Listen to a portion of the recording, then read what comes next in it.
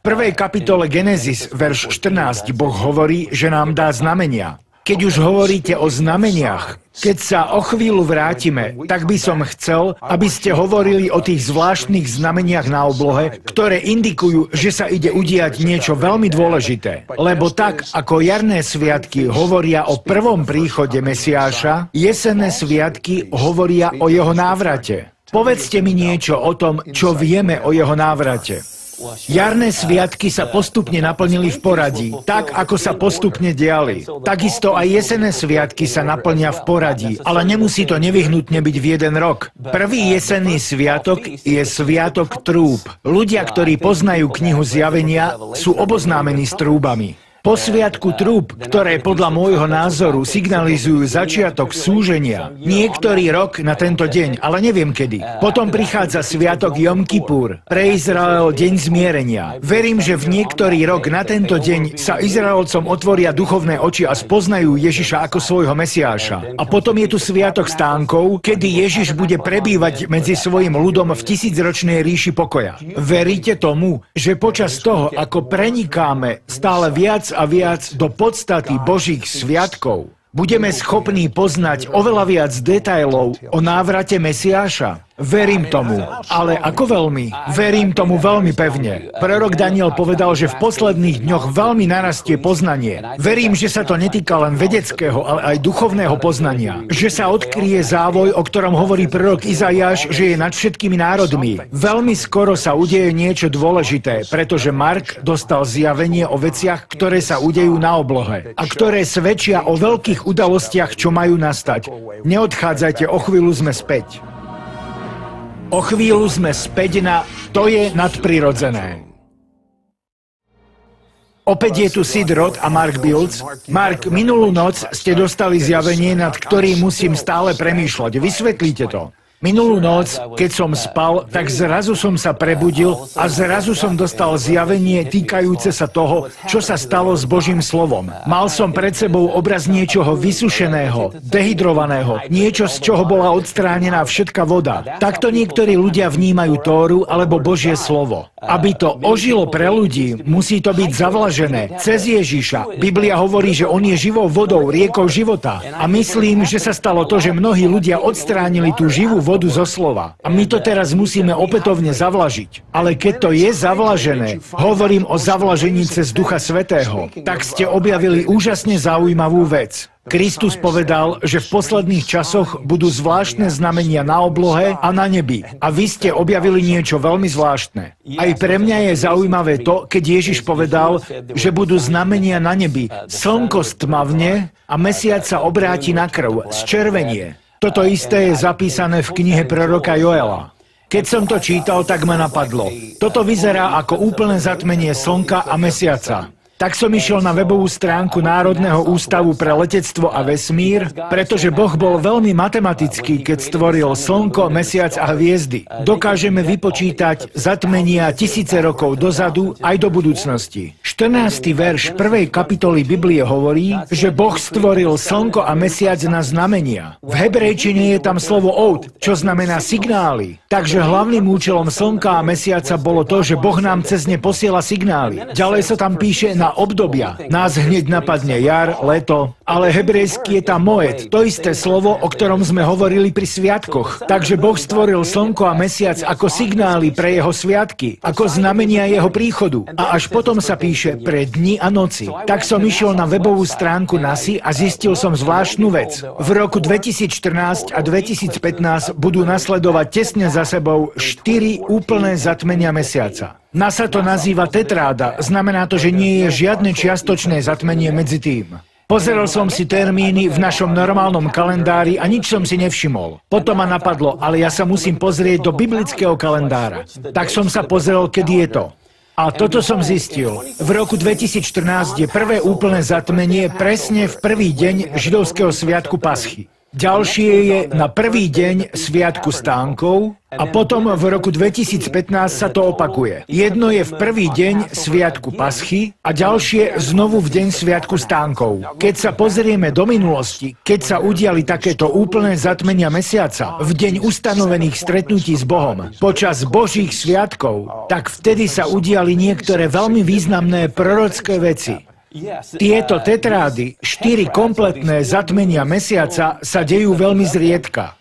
Ale v minulom storočí sme ich zaznamenali dvakrát. V roku 1967 a 68, kedy Židia znovu dobili Jeruzalem. Na sviatok Paschy a Stánkov, Paschy a Stánkov. A druhý raz sa to udialo vtedy, keď sa Izrael opäť stal národom. V roku 49 a 50. Zarazilo ma to, vždy je to zviazané s Izraelom. Tak som sa pozrel do 18.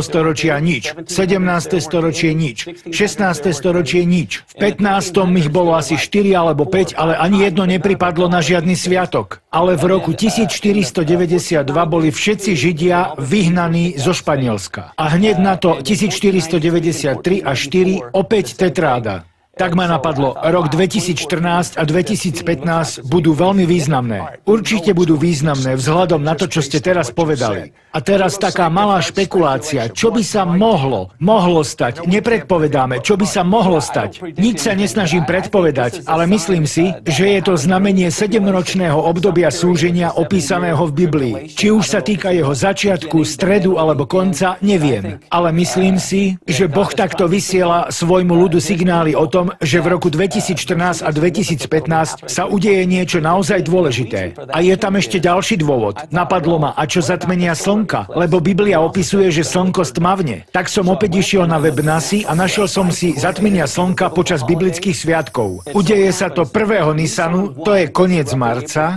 Boh prikázal Mojžišovi, aby z hľadiska náboženského kalendára zmenil začiatok roka z jesene na jar. A 1. Nisana Mojžiš postavil svätostánok. Bol to prvý deň nového roka. Takže v prvý deň náboženského kalendára v roku 2015 bude úplné zatmenie slnka. O 2 týždne na to na sviatok Paschy úplné zatmenie mesiaca, potom v jeseni bude ďalšie zatmenie slnka na sviatok trúb, nasledované ďalším úplným zatmením mesiaca na sviatok Stánkov. Takéto niečo sa neudeje najbližších 1000 rokov. Čo myslíte, na ktorý sviatok sa Mesiáš vráti? Keď ľudia hovoria o Kristovom návrate, tak tým myslia rozličné udalosti, ale Biblia hovorí v 14. kapitole Zachariáša, že jeho nohy zastanú na Olivovej hore a tá sa rozštiepi na poli. A ďalej sa tam 3-krát píše, ako všetky národy sveta budú prichádzať do Jeruzalema, aby tam spoločne slávili Sviatok Stánkov. Týka sa to 1000-ročného Ježišovho kráľovstva, keď Ježiš bude prebývať medzi ľuďmi. Verím, že jeho nohy pristanú na Olivovej hore na deň zmierenia Jom Kipur a o 5 dní neskôr je Sviatok Stánkov, kedy začne jeho 1000-ročné kráľovanie. Viete, čo mi nejde do hlavy? Prvotná cirkev bola židovská a dodržiavala všetky Bohom určené sviatky. Potom prišlo súčasné prechodné obdobie, kedy tie sviatky prestali. Ale neskôr v 1000-ročnom kráľovstve, ako ste povedali, Zachariáš hovorí, že sa obnoví Sviatok Stánkov. Prorok Izaiáš hovorí o obnove sabatu. Tieto všetky veci budú obnovené. Vieme, že samotný sviatok nemá nič dočinenia s naším vzťahom s Bohom, s očistením od hriechu, so zmierením s Bohom, s našou spravodlivosťou. S týmto nemá nič spoločné, ale má to veľa spoločné s porozumením časov a období, v ktorých žijeme. Celkom určite, počas týchto sviatkov budeme sedieť za jedným stolom s Abrahamom, Izákom a Jákobom, ale nič z toho sa netýka nášho spasenia. Ale spýtam sa, koľko ľudí chce byť na baránkovej svadobnej hostine? Ak tam chcete byť, tak je dobré byť na generálke, aby ste vedeli, čo vás čaká. Keď už hovoríme o generálnej skúške, viete o tom, že môžete mať generálnu skúšku na nebo? Naozaj môžete. Môžete okúsiť nebo už teraz, zakiaľ žijete ešte na zemi. Môžete ochutnať, zakúsiť nebeské kráľovstvo, vládu nebies. Nemusíte sa nechať vláčiť všetkými tými nezmyslami, čo ponúka terajší svet. Vy sami môžete osobne zažiť stretnutie s Bohom. Nehovorím tu o náboženstve, alebo o náboženskej terminológii byť znovuzrodený a spasený. Náboženská terminológia odrádza väčšinu ľudí. Ale existuje niečo, čo vás určite neodradí. A to je osobný, intímny vzťah s Bohom. Bez ohľadu na to, aké náboženstvo máte. Máte naozaj dôverný vzťah s Bohom? tom, či v neho veríte, ale či máte s ním osobný vzťah. Hovorím o počutí jeho hlasu. Hovorím o naplnení jeho božským pokojom.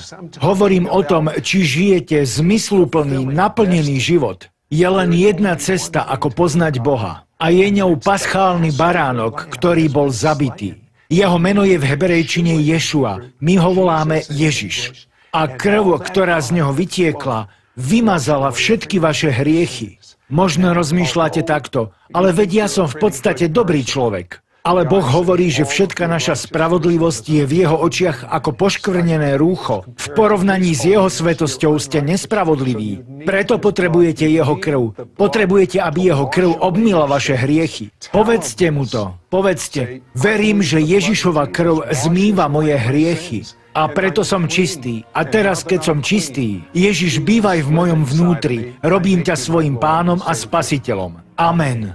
A je to.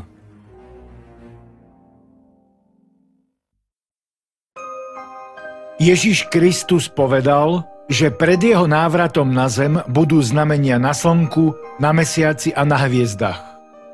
Slnko stmavne a mesiac nevydá svetlo. Židovská tradícia hovorí o tom, že zatmenie slnka počas Božích sviatkov je znamením toho, že na národy prichádza meč. Naproti tomu zatmenie mesiaca, nazývané aj červený mesiac, je znamením veľkých udalostí, ktoré prichádzajú na Izrael. Iné miesto Biblie hovorí v 20. verši 2. kapitoly knihy Skutkov o tom, že slnko sa zatmie a mesiac sa premení na krv predtým, než príde slávny deň Pánov. Otázka znie, aké udalosti sa dajú očakávať v súvislosti s prichádzajúcimi zatmeniami. Zaujímavý je aj fakt, že dôležité historické udalosti sa udiali pred alebo počas tetrád, nie po nich. Pred prvou tetrádou v minulom storočí sa Izraelci vrátili do svojej krajiny a založili si štát. Počas druhej tetrády po 1900 rokoch dobili späť Jeruzalem ako svoje hlavné mesto. Treťou Bibliou predpovedanou udalosťou, ktorá sa má naplniť pred Kristovým príchodom, je znovu vybudovanie chrámu. Pred 2600 rokmi o tom písal prorok Ezechiel a hovorí o tom aj 11. kapitola knihy Zjavenia. Stane sa to pri tretej tetráde? V Biblii je napísané, že jeden deň je u Pána ako 1000 rokov. Mnohí znalci Biblie veria, že 6 dní v týždni je symbolom 6000-ročnej histórie ľudstva a 7. deň, sabat, ukazuje na 1000-ročné Kristovo kráľovstvo, ktoré nastolí pri svojom návrate na zem. Súčasný židovský kalendár je iný než pôvodný lunárny, ktorý používali Židia v biblických časoch. Podľa pôvodného kalendára končí 6. tisícročie, to je rok 5999 v našom roku 2014. Božie určené časy z 23. kapitoly knihy Levitikus, ich naplnenie v minulosti a v budúcnosti. Hľa, baránok Boží, ktorý odníma hriechy sveta. Ján 1.29. Ja som chlieb života. Kto prichádza ku mne, nebude nikdy hladný. A kto verí vo mňa, nebude nikdy smedný. Ján 6.35. Ale teraz je Kristus vzkriesený z mŕtvych a stal sa prvotinou tých, ktorí usnuli. 1. Korinským 15.20. Keď prišiel deň letníc, boli všetci spolu na jednom mieste. Tu zrazu prišiel z neba zvuk akoby prudkého vetra a ukázali sa im akoby ohnivé jazyky a oni boli naplnení Duchom Svätým. Odrazu, okamžite, len čo zaznie hlas poslednej trúby, lebo zaznie trúba a mŕtvi budú vzkriesení neporušiteľní a my sa premeníme. 1. Korinským 15.52. Radujme sa, veselme sa, vzdávajme mu slávu, lebo prišla svadba Baránkova a jeho manželka sa pripravila. Zjavenie 19.7. A keď príde Syn človeka vo svojej sláve a všetci svätí anjeli s ním, vtedy sa posadí na trón svojej slávy. Matúš 25.31. Hospodin prisahal Dávidovi a vravel pravdu, od ktorej sa nevráti. Z plodu tvojho života posadím ti na tvoj trón. Bude spravovať národy železným prútom a sám bude tlačiť vinný lis rozhorčeného hnevu vševládneho Boha. Žalm 132.11 a Zjavenie 19.15.